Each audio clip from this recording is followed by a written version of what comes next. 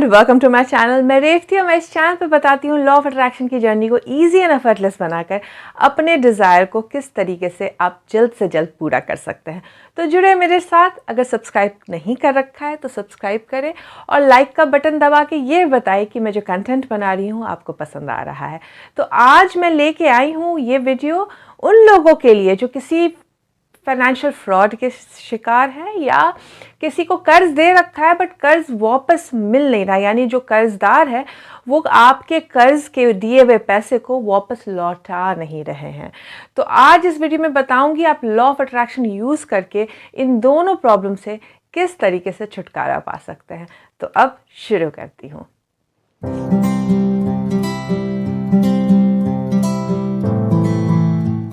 ये दोनों टॉपिक बहुत ज़्यादा सामने आता है पैसे के सब्जेक्ट को लेके कि मैंने तो उस पर विश्वास करके उसे पैसे दिए थे और वो मेरा पैसा लेके भाग गया, या फिर मैंने तो मदद के हिसाब से सामने वाले को खुद को परेशानी में डाल के हेल्प करने गए थे और वो इंसान अब मेरे दिए हुए पैसे लौटा नहीं रहा है और जिसके कारण मैं परेशानी में आ रही हूँ या आ रहा हूँ।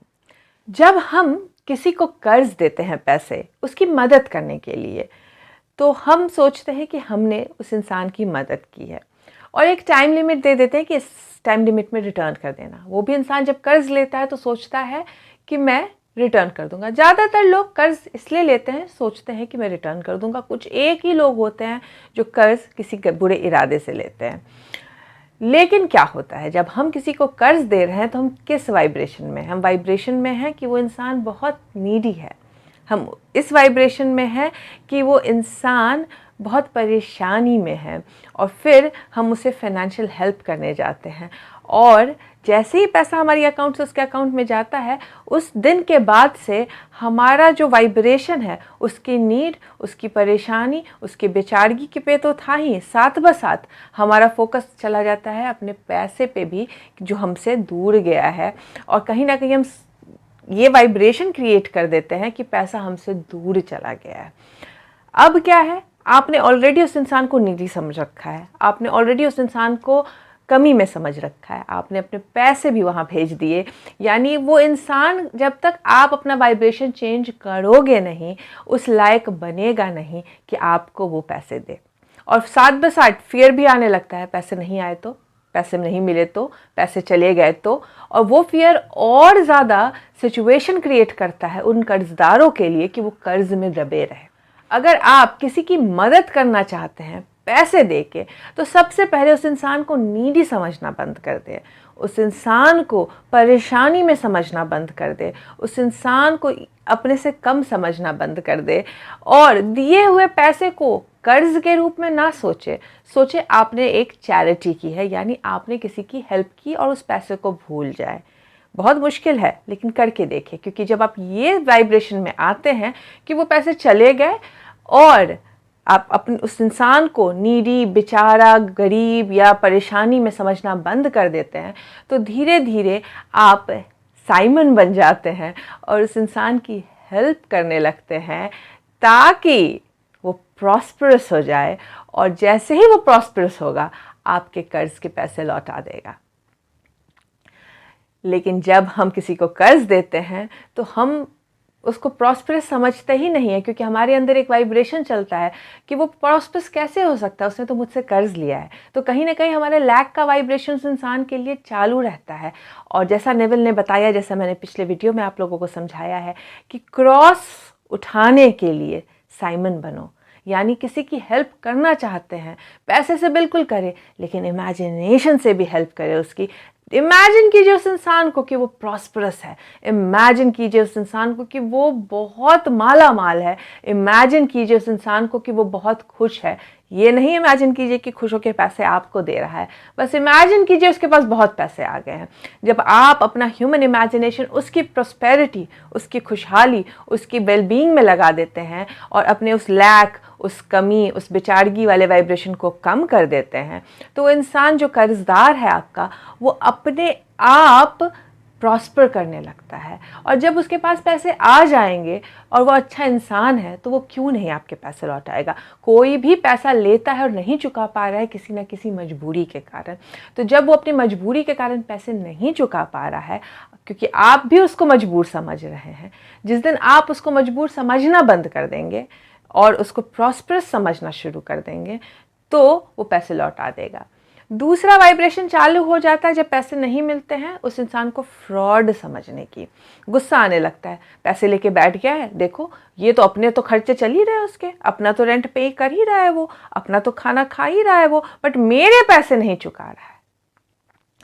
बट हम जब ये समझ लेंगे कि उसके पास अपने खर्च पूरा करने के बाद कुछ स्पेयर बच रहा है तो वो हमारे पैसे लौटाने के लिए रेडी हो जाएगा। गुस्सा, नेगेटिव इमोशन, उस इंसान को गलत समझने के से आपका कुछ भी भला नहीं होगा और आपके पैसे कभी वापस नहीं आएंगे।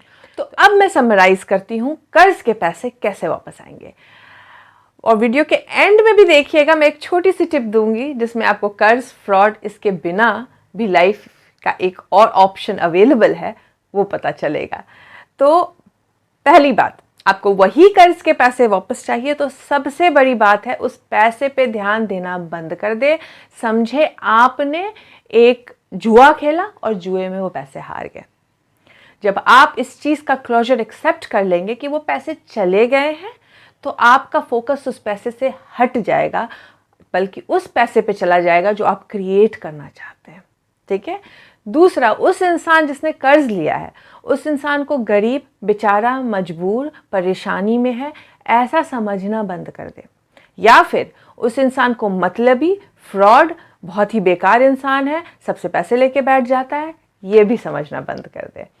उस इंसान को उसका अपना बेस्ट एक्सपेक्टेशन दीजिए, यानी वो बहुत प्रॉस्परस है, बहुत अच्छा कर रहा है, बहुत अच्छा अपनी लाइफ में ग्रोथ कर रहा है, वो बहुत हैप्पी है और उसके पास बहुत ज़्यादा पैसा है। जब आप अपना ह्यूमन इमेजिनेशन उसको देना शुरू करते हैं तो आप जब ह्यूमन इमेजिनेशन देंगे तो आपके कर्ज दिए हुए पैसे भी वापस मिलने शुरू हो जाएंगे। और कभी भी ये नहीं समझे कि कोई कर्ज लेके बैठ गया है और वापस नहीं देगा, क्योंकि आप जब ये सोचिएगा तो कहीं ना कहीं आप अपने फियर का वाइब्रेशन ऑन कर रहे हैं, और जब तक फियर रहेगा तो जिस चीज़ से डरेंगे वो मैनिफेस्ट होके आनी ही आनी है। अब आती हूँ मैं फ्रॉड पे। जब हम फ्रॉड के शिकार होते हैं तो कहीं ना कहीं हमारे अंदर बहुत नेगेटिव इमोशन आ जाता है कि भाई मैंने तो विश्वास किया था, मैंने तो इतना ट्रस्ट करके इस इंसान के ऊपर इन्वेस्ट किया या पैसे दिए या कुछ भी किया और वो पैसा लेके चंपत हो गया। यहाँ पे थोड़ा सा फॉरगिव करने की बहुत ज़रूरत है, क्योंकि जब तक हम गुस्से के इमोशन में रहेंगे उस फ्रॉड हुए पैसे को लेके कि मेरा पैसा खा गया है, तब तक वो पैसे वापस नहीं आएंगे। अगर आपका कोई 2 रुपए लेके भाग जाता है तो क्या आप गुस्से होंगे? नहीं होंगे। लेकिन वही जब 2 लाख का फ्रॉड हो जाता है तो आप गुस्सा हो जाते हैं।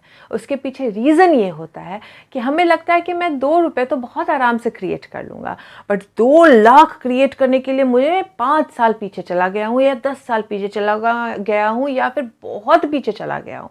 जबकि ये सिर्फ हमारी लिमिटिंग सोच है कि फ्रॉड हुए हुए पैसे वापस आप 2 मिनट में नहीं क्रिएट कर सकते हैं। तो कहीं ना कहीं खुद को कम समझते हैं, इसलिए फ्रॉड हुए पैसे को आप माफ़ नहीं कर पाते हैं। तो खुद को जब आप बेटर समझना शुरू कर देंगे, खुद को जब आप क्रिएटर समझना शुरू कर देंगे, जिस तरीके से 2 रुपए गायब हो जाते हैं तो इंसान परेशान नहीं होता है, वो ईजिली क्रिएट कर सकता है, उसको पता है।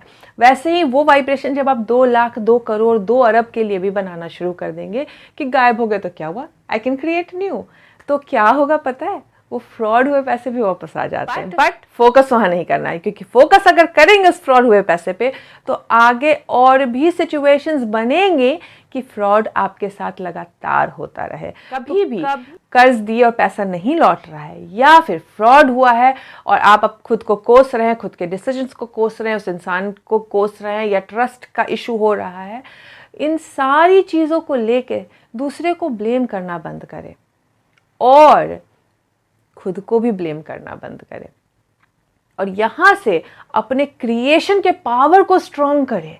या तो आप इमेजिन कर सकते हैं कि वो फ्रॉडस्टर जो है, जो पैसे लेके भाग गया है, वो बहुत प्रॉस्परस हो गया है और जब उसके पास बहुत पैसे आ गए हैं तो वो आपको पैसे दे दिया है, सेम जिस तरह मैंने कर्जदारों के लिए बोला है।